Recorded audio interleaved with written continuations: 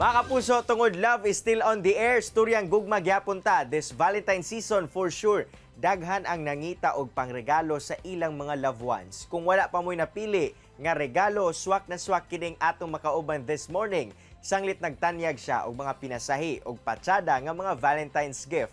Unsa kaha kini? Mao kana ang ipakita kanato ni Candy Dacudao. Candy, good morning and welcome sa At Home with GMA Regional TV. Kamusta ka karon, ma'am? Good morning, mga kapuso. I'm okay despite the challenges in this pandemic.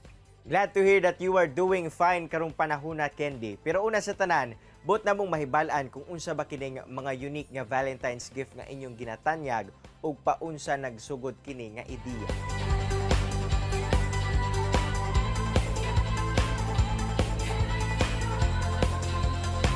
Since we are a grower of different kinds of lettuce, I made a concept of making vegetable bouquet and vegetable in a basket. And in this time of pandemic, we need to eat healthy and be practical at the same time. Pinasahi gyud ang inyong mga bouquets, Candy, tungod instead of flowers, ginama kini sa gulay. Nganong gulay pod ang inyong naisipan nga konsepto? Since flowers and chocolates are common, so we came up with the idea to make it unique.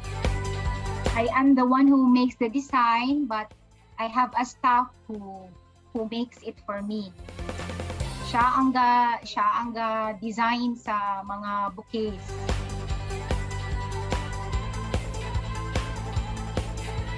Sanglit maingon nato nga unique gyud ang inyong produkto. Kamusta pod ba ang feedback sa katawhan nga inyong nadawatan? O unsa-unsa pod ba ang paagi sa ilahang pag-consume aning vegetable bouquet nga inyong gitanyag? They were so surprised because it is a unique concept. I even have orders from wives for their husbands and a couple who celebrated their 63rd wedding anniversary. They are so happy because we creatively arranged it with strawberries, and I also put rosemary herb to give it an aromatic smell.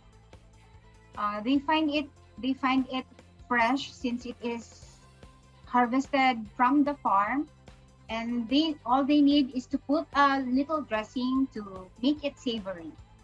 Candy, sa inyong mga customers, no, unsa ba sagad ang nahimo nilang rason nganong mas gipili nila kini nga bouquet of vegetable ninyo kung atong itandi sa katong tradisyonal nga bouquet of flowers? At first, I am hesitant to introduce it in the market. Surprisingly, we have a lot of orders when we started it. Since it is healthy, so might as well give it. You can eat it pa.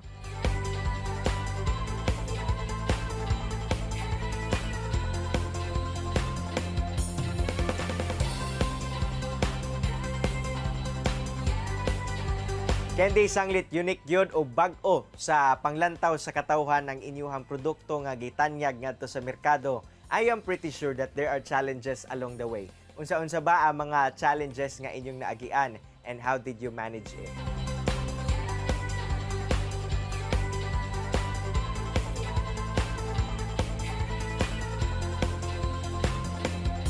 Keeping the vegetables fresh. And we did not expect that we will get a lot of orders, but it is a happy problem though. Ma'am Candy, unsay mensahe nimo ngadto sa atong mga kapuso viewers labi na sa mga Mindanawan nga naglantaw karong buntaga? Those who need a unique Valentine's gift, you may try our veggie bouquet and veggie in a basket. Give to your loved ones to show your love to them. Thank you very much sa time ngay mong gihatag dinhi sa At Home with GMA Regional TV, Ma'am Candy. O panghinaot namo ang kalampusan sa inyong ginahimo. Thank you, Cyril, and thank you, mga kapuso. Happy Valentine's Day!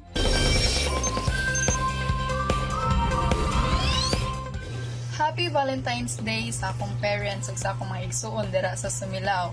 And to my tito, get well soon. Happy Valentine's, nak! Ako'y laing mahimo. Shout out day ko sa akong asawa. Happy Valentine's. I love you. O sa akong mama. Happy Valentine's. Love you all. Kini ang At Home with GMA Regional TV.